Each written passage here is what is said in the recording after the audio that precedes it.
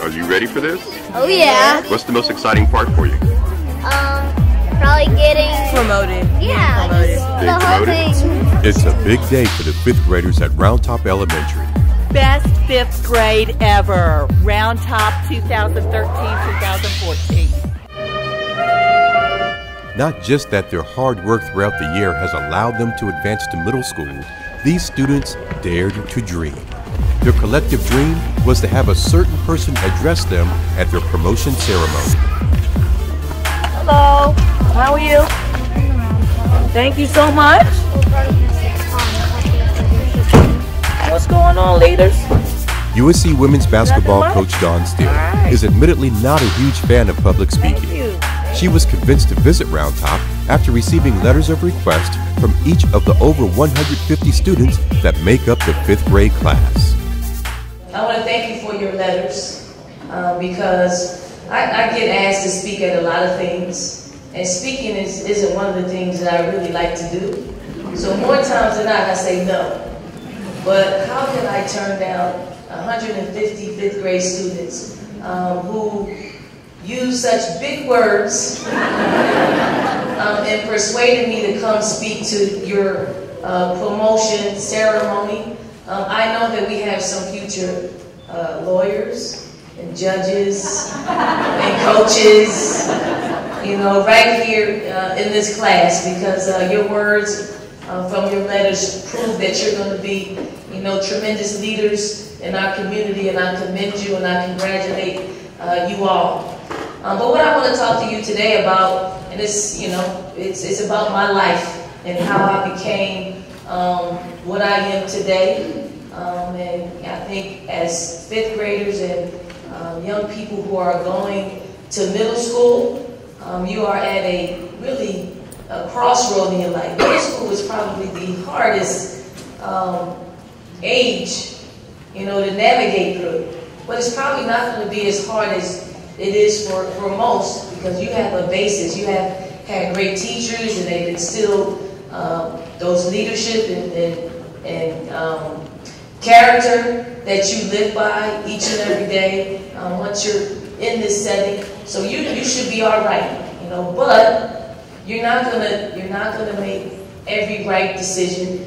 You're not gonna do everything perfectly like our parents want us to do it. That's when those skills come into play. Because when everything is nice and right, it's easy to go by and live by, you know, the skills that were instilled in you here at Round Top. So when they don't go as you planned, is when they're supposed to kick in. So for me, I grew up in Philadelphia, and you know, most people probably think I had a hard life, whereas I didn't know any different until I stepped outside of my surroundings and my environment. Did I really know what people thought of where I grew up? But I went on to use basketball as a vehicle to help me out of those circumstances. And through growing up in North Philadelphia, I had a foundation of how, you know, I should live my life. You know, it started with my mother. I had a mother who was a disciplinarian. You guys know what that is? No? Discipline is a good word that you should look up, and you should probably add that to one of your life skills. And I'll talk a little bit about that. But a disciplinarian is somewhat like a teacher that keeps you on path to be successful. But my mother not only, you know, used words, she also used other things to make sure that I stayed on path. So I had that basis. So, you know, now I'll just go through my life speed up. I was very fortunate to get a scholarship to go to the University of Virginia, where I went on to do well in school, and I did extremely well on the basketball court. And I was, in 1992, I was college National Player of the Year, like the #1 player in the country in college.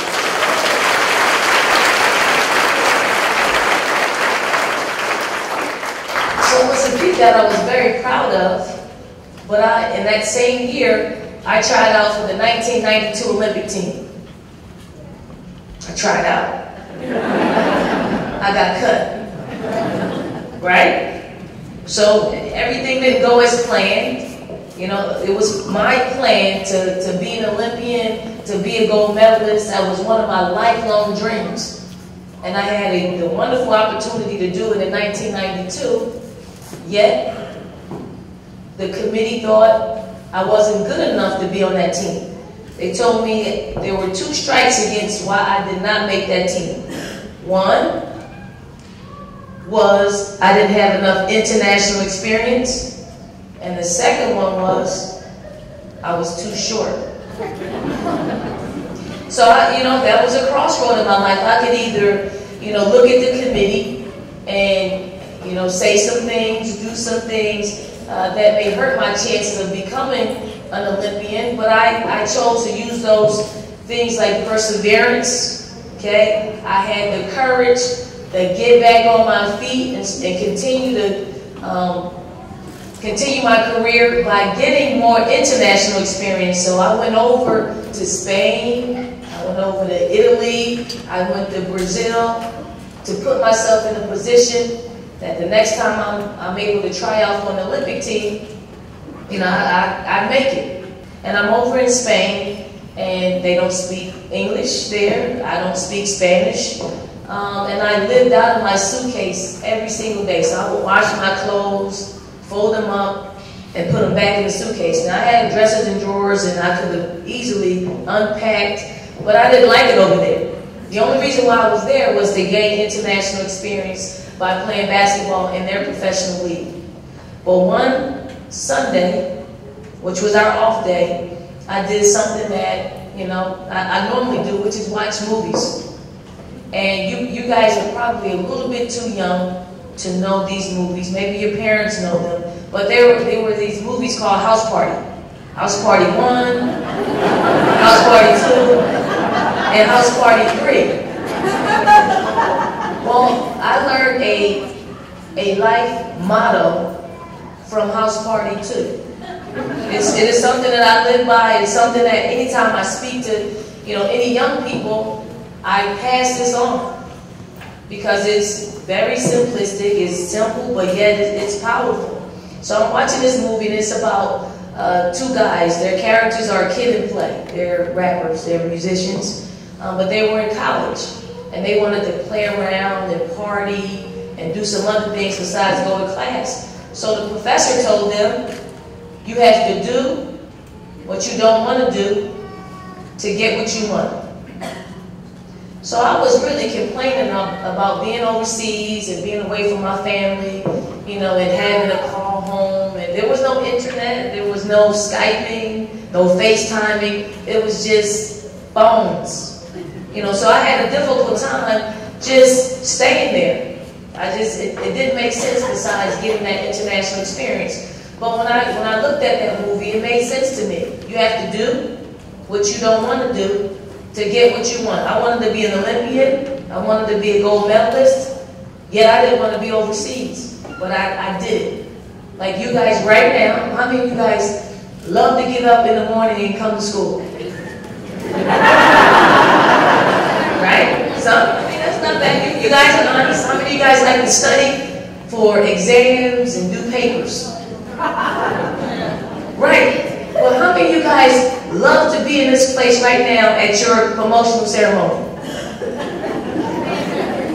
So good. You did what you didn't want to do so you can sit here today. And that's what I did when I was in Spain trying to get that international experience. So, when you're faced with anything that you're going to be faced with in the next phase of your life, work on those words because it applies to sports, it applies to academics, it applies to anything that you set a goal on and want to achieve. It's not going to always be easy, so just rely on those things that you don't want to do to get what you want. So fast forward to 1995, I had an opportunity to try out for the Olympic team again. And boom, I made it. I made it. And then once I made it,